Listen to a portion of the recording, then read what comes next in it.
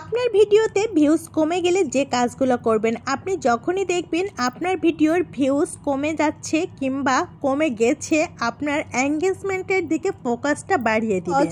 Engagement যখন কমে যায় তখন ভিউটাও কমে যায়। অনেক সময় আমরা বিভিন্ন ব্যস্ততার কারণে আমাদের পোস্টে আসা কমেন্ট রিপ্লাই করতে পারি না।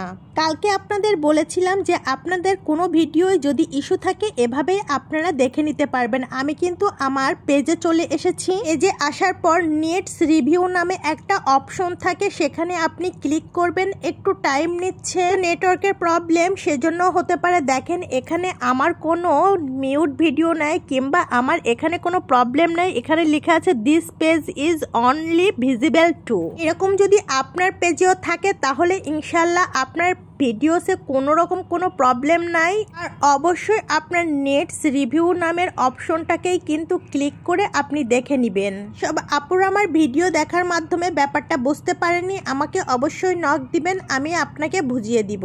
দুপুরে আয়োজনে রেখেছিলাম বাগদা মাছ ভুনা। আর এই বাগদা মাছ ভুনাটা যে এত ফ্রেশ হয়েছে, মানে ঢাকা শহর থেকে কেনার পরেও এত ফ্রেশ একটা মাছ পেয়েছি, এটা অকল্পনীয়। আমি ঢাকা থেকে চিংড়ি মাছ কেনার পরে দেখি হয়তোবা মাথার ভিতর জেল ঢুকানো থাকে, এটা ওটা, মানে যাই হোক, এত ফ্রেশ মাছ আমি কখনোই পাইনি। এই প্রথমবারের মতো এত ফ্রেশ একটা মাছ পেয়েছি। এই বাগদা মাছের টেস্টটাও একেবারে পারফেক্ট ছিল। যেহেতু আমি মোংলা বাগেরহাট এলাকার মেয়ে, চিংড়ি এলাকার, বাগদা চিংড়ি মাছের টেস্টটা অন্তত অন্য মাছের থেকেও ভালো বুঝতে পারি। ছোটবেলা থেকেই মাছের সাথে আমাদের অতপ্রতভাবে জীবন জড়িত। মাছটা রান্না দেখতে যেমন লোভনীয় লাগছে, খেতেও অনেক টেস্টি ছিল। কোন কোন আপু চিংড়ি মাছ, বাগদা মাছ, গলদা মাছ ভুনা খেতে ভীষণ পছন্দ করে। আমার অত বেশি পছন্দ না, খেতে হবে তাই খাই, কিন্তু আমার ননদের ভীষণ পছন্দ, আমার জামাইয়েরও পছন্দ, এমনকি আমার ছোট্ট মেয়েটারও পছন্দ। আমার ননদ আর আমি যখন একসাথে শ্বশুরবাড়িতে যাই তখন আমার ননদকে না দিয়ে আমার ভাগেরটা আমি কখনোই খাই না।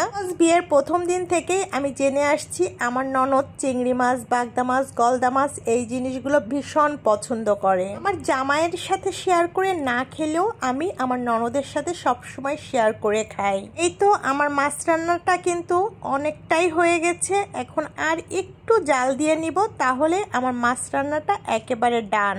এই তো অলমোস্ট ডান হয়েছে। এখন আমি একটু সার্ভ করে নিব, আর একটা একটা করে মাছ আমি তুলে নিচ্ছি। যেহেতু গেস্ট চলে এসেছে তাই আর দেরি না করে গরম গরম এভাবেই পরিবেশন করে নিব। এভাবে মাছ ভুনা করলে কিন্তু গরম ভাত কিংবা পোলাও যেটাই বলেন না কেন অনেক বেশি মজা লাগে। আসসালামু আলাইকুম, থ্যাঙ্কস ফর ওয়াচিং।